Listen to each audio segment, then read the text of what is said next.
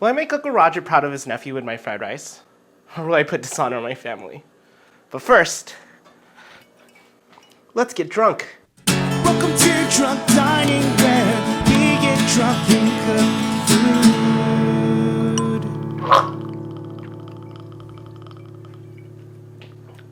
food. Hey guys, welcome back to Drunk Dining. So today we're gonna make fried rice.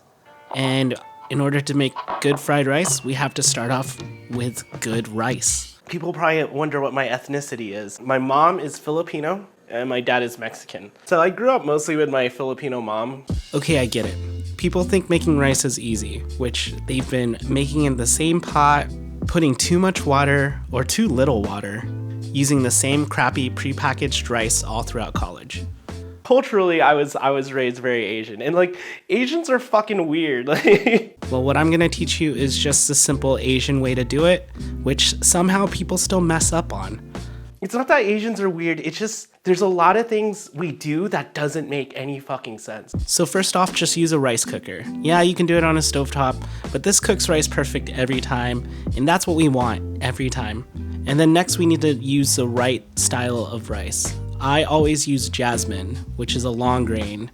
You'll usually find a 50-pound bag of this hiding away in every Asian's cupboard. There's always dishes in the dishwasher. Every time you come to an Asian household, you will always see dishes in the dishwasher. And if it's in the dishwasher, that means it's fucking clean. We don't use the dishwasher. I don't know why. It's a drying rack. So we're putting 3 cups of rice in here, and then now we have to wash it.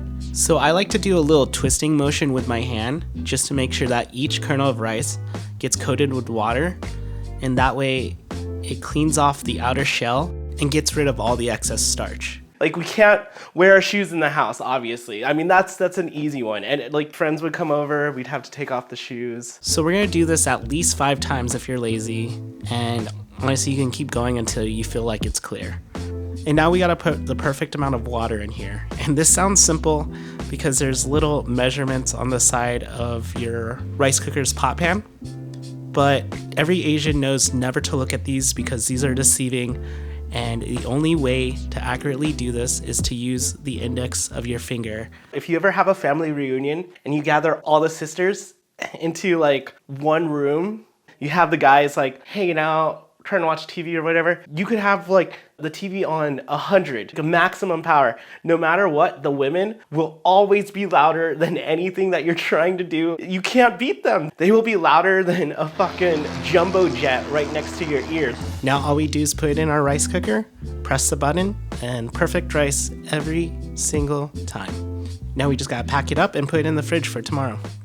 Come on, Maury, we gotta go back to 1998, right when Mulan was coming out. They had this amazing Szechuan sauce. Oh geez, Rick! Maury, you can't get this anywhere else. Like, I don't even know what I'm doing anymore. Now we have to get our veggies ready, which we're just gonna use a regular onion, garlic, green onion, and a chili. In Asian cooking, we're very specific on making sure that we hit all these flavors. You gotta have your salty, you gotta have your sweet, you gotta have your sour, you have to have your bitter. And there's a 5th sense of taste that people don't really talk about much. The Japanese call it umami. It can also be known as savory. So I think all of us know how to cut vegetables, but the only one we're gonna cut a little different is the onion. So we're gonna chop this into a quarter, and then we're gonna cut laterally against the poles. What this does is it breaks open more of the cells, which releases a chemical that creates sulfuric acid, causing you to cry, but it also imparts a much more pungent and bolder onion flavor. We're just gonna put all these into their own little bowls. That way we can control how much cooking time each one gets. So we do a lot of things to make sure that we get that 5th sense. There's fish sauce, that's umami. Oyster sauce, which the oyster brine is umami. And then we have this thing that has a bad connotation, and it's this thing called MSG, which MSG is the purest form of umami. For our eggs, we're just gonna simply add a secret ingredient into this, which is fish sauce. I know a lot of people don't like this, but I promise you, you've enjoyed something with this in it and didn't even realize it. And what it is a chemical compound of monosodium glutamate. And what scientists have figured out that glutamate naturally exists within food, mushrooms, tomatoes, fermented products like soy. And all this is just it in its purest form with the sodium compound. I can't think right now. And finally, we're gonna prepare our chicken. Now, a lot of people don't realize that chicken breast has a grain to it, and it goes laterally across the breast. So we're gonna segment this into 3 pieces, and then we're gonna cut as thinly as we possibly can against the grain until we get across the entire chicken. My science is gonna be perfect because I'm drinking. Ah. Very drunk. The issue is people back in the day weren't happy with people eating Chinese food. The movement actually started based on a fabricated study by a scientist who was supposedly Asian. The name's like so generically racist itself. It's something like chow. And then after that, we're just gonna season this with salt, some white pepper, and a tiny hint of MSG. Just enough to bring this to the next level. And that's about it. Now let's see how Drunk Me does. Anyways, somebody wrote some false studies about restaurant bloat after eating Chinese food. The movement was actually propagated by racism, xenophobia. It's been a big miseducation in our society for not only us Asians, but as others who enjoy Asian culinary. Unfortunately, we still experience racism today. Cheers to diversity and culture and educating, learning, and to be heard. So cheers. Hooray! Okay, let's start cooking. All right, here we go. We got our thing. We just need to start preheating. And what's wrong with this? It's my like Dora the Explorer moment. Does this look a little better?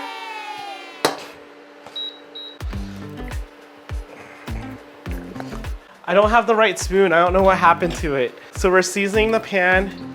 Make sure that we got our oil all over. The thing about woks is they're very thin. All the heat's concentrated down here. Cheers, because this is gonna be a little bitch. Okay. So we seasoned. It's all gonna go really fast, so go away from yourself. It's all really hot. This is at the highest level, so. Whew. See that wok? So we just want to kind of get some color on the onions real quick. Once we get a little bit of color, we're gonna add our garlic. Garlic burns really fast, so there we go. Everything has to go in a certain order. So we got those nice and toasty. It's all fast process. It's all fast. If you don't move fast, then you're fucked.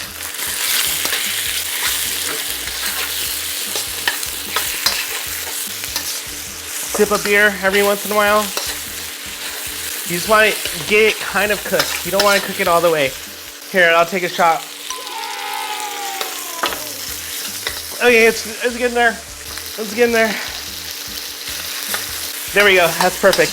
Okay, move everything to the side because we want the eggs to cook in a little well. We want a little well for the eggs. Just gonna add just a tiny bit more. Here's the well for the eggs. There we go. Here, just for the camera's sake, we'll put it over here. So the eggs are starting to cook. There we go. There it is, boys and girls. Woo. All right, now it's time for our bad boy right here.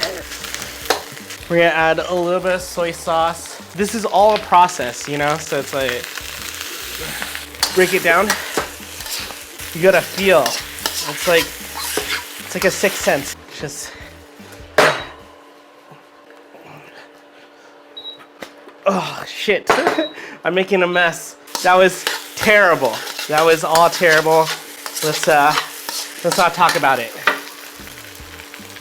So we can add oyster sauce, but I think that's kind of redundant. Ugh. This is all fucked up. It's all fucked up. We're gonna add some sambal. Oh my god, I haven't opened this yet. I'm an idiot. Ah! Okay. Yep, I'm an idiot. I'm an idiot. I'm like dying. This might be my biggest failure on the show yet. Just turn that off for a second. Okay. Cut. You know what? For a one-man production, can't complain. Let's try to get like one decent flip out of me. Let's do this, baby. It's like I'm flipping the whole fucking thing, you know? It's like, it doesn't count. Well, the good news is we have like awesome fried rice, so. Like it looks delicious, look at this, come on. I'm a little mad at myself because, you know, I just got a little drunk. Take the plate, put it like that, you just kind of flip it over. But let's figure out where the right position is. There we go. We'll just top that. This is like the most Asian thing ever. You just add some sesame seeds and it looks fancy. This whole episode's so stupid. Anyways, cheers. I don't know anything. Chopsticks are terrible. But you know what? That's delicious. Okay, I'm pretty sure that the guy who invented chopsticks just wanted everyone to starve. Anyways, thank you for watching Drunk. I can't say drunk dining when I'm drunk. It's fine. Anyways, thank you for watching Drunk Dining. I'll see you next week. God damn it. Hey guys, if you like this content, make sure to subscribe. And if you want my recipes as well as extra footage, be sure to check out the Patreon down below. Other than that, I'll see you next video. Oh God, I'm so awkward. Why?